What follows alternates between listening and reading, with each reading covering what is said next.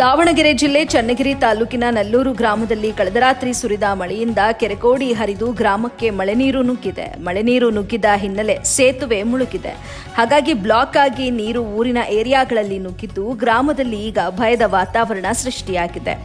ಇಂದು ಮತ್ತೆ ಮಳೆ ಬಂದ್ರೆ ಮನೆಗಳು ಮುಳುಗಡೆಯಾಗುವುದು ಖಚಿತ ಎನ್ನಲಾಗಿದೆ. ಇಷ್ಟಾದರೂ ಗ್ರಾಮ ಪಂಚಾಯಿತಿ ಅಧಿಕಾರಿಗಳು ಮಾತ್ರ ಇತ್ತ ಗಮನ ಹರಿಸಿಲ್ಲ. ಇನ್ನಾದರೂ ಕೂಡಲೇ ಎಚ್ಚೆತ್ತು ಅಧಿಕಾರಿಗಳು ವಾರ್ಡ್ಗೆ ಆಗಮಿಸಿ ಪರಿಶೀಲನೆ ನಡೆಸುವಂತೆ ನಿವಾಸಿಗಳು ಆಗ್ರಹಿಸಿದ್ದಾರೆ. ಇನ್ನು ಈ ಒಂದು ಕೆರೆಯ ನೀರು ಬಹಳ ಕಲುಷಿತವಾಗಿದ್ದು ಈ ಸೂಳೆಕೆರೆ ಏಷ್ಯಾದ ಅತಿದೊಡ್ಡ 2ನೇ ಕೆರೆಯಾಗಿದೆ.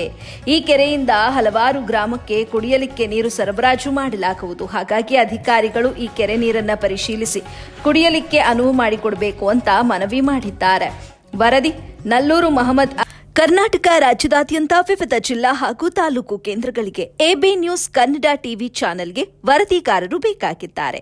ಅನುಭವ ಹಾಗೂ ಆಸಕ್ತ ವರದಿಗಾರರು ಸಂಪರ್ಕಿಸಿ. ರಾಷ್ಟ್ರೀಯ ಮುಖ್ಯಸ್ಥರು ರಂಜಾನ್ ಮುಜಾವರ್ 8971212943.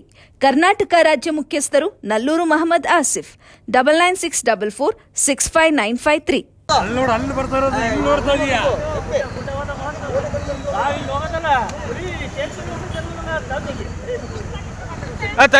ತೆಗೆದ ಅಡೆಗದ ಇವನೇ ಓಯ್ ಕೆಳಗಡೆ ಅದನ್ನ ಅದನ್ನ ದಬಾದ ಮೇಲೆ ಲಗಾದಾವು ಓಯ್ ಓಯ್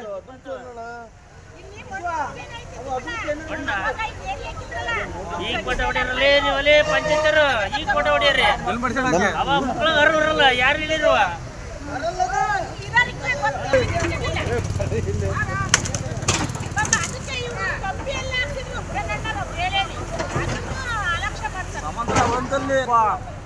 ಬಂದು ಇದು ನೋಡ್ಕೊಂಡು ಹೋಗ್ಬೇಕಷ್ಟೇ. ರೋಡ್ ಹೋಗತ್ತೆ ಮತ್ತೆ ಸುಳೆಕೆರೆಗೆ ಮತ್ತೆ ಅದನ್ನೇ ನೋಡಪ್ಪ, ಎಲ್ಲ ಗಲೀಜ್ ನೀರು ಎಲ್ಲ ಸುಳೆಕೆರೆಗೆ ಹೋಗೋದು. ಯಾಕೆ ನಿಂತ್ಕೊಂತಾನ ಮಲ್ಲಕ್ಕೆ ಬರ್ದಿದ್ದೆ ಇವಾಗ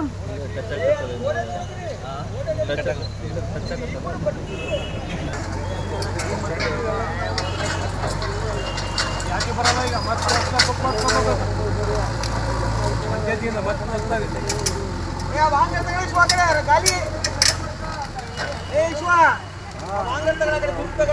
ಗಾಡಿ ಅಡಿಗಿದೆ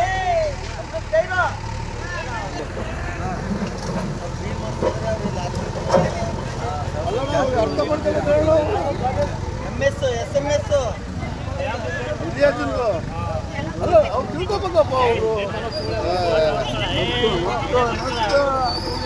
ನೋಡಿ ನೋಡು ಶೂಟಿಂಗ್ ಶೂಟಿಂಗ್ ಪಾಡಕ್ ನೋಡಿ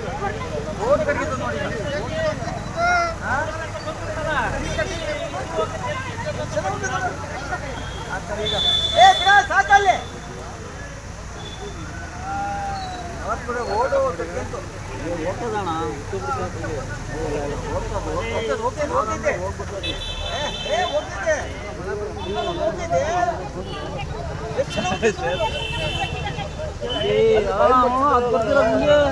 ಫೈಲ್ ಮಾಡ್ತಿದ್ದೆ ಮಾಡತ್ತಿದ್ರೆ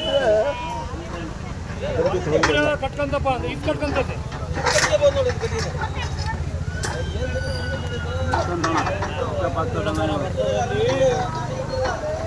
ಏ ಅದ್ಬಾ